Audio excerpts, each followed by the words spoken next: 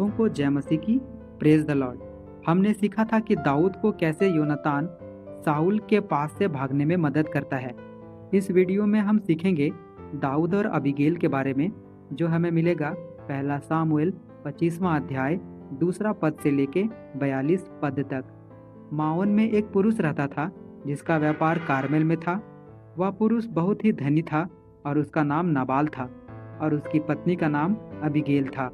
Abigail तो बुद्धिमान और रूपवती थी और नाबाल कठोर और बुरे काम करने वाला कालेब वंशी था।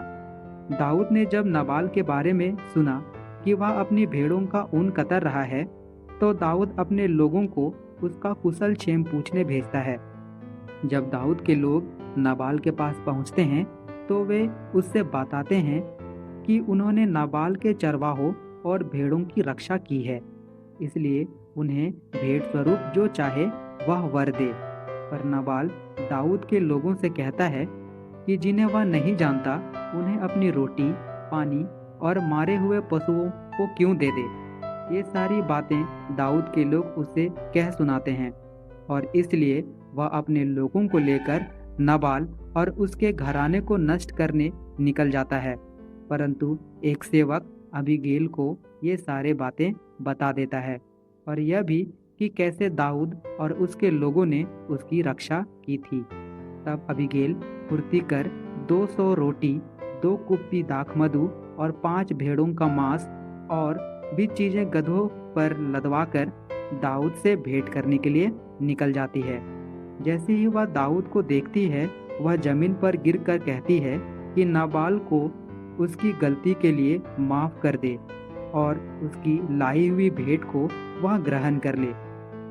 इसलिए दाऊद अबीगेल की लाई हुई भेंट को ग्रहण कर लेता है और उसे घर भेज देता है। जब अबीगेल वापस जाती है तो वह देखती है कि नाबाल घर पर राजा का सा भोज कर रहा और नशे में चूर हो गया है। इस कारण वह उससे कुछ भी नहीं कहती।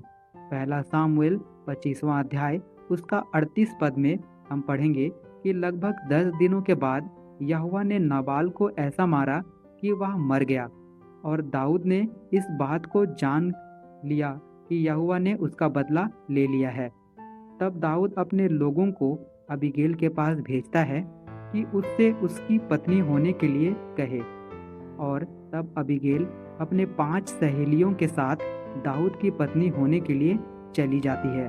पहला सामुएल 25वां अध्याय उसका 43 पद से लेके 44 पद में हम ये भी पढ़ेंगे कि दाऊद यिज्रेल नगर की अहीनोआम से भी विवाह कर लेता है, परंतु साउल अपनी बेटी और दाऊद की पत्नी मिकल को लैस के पुत्र गलीम वासी पलती को दे देता है।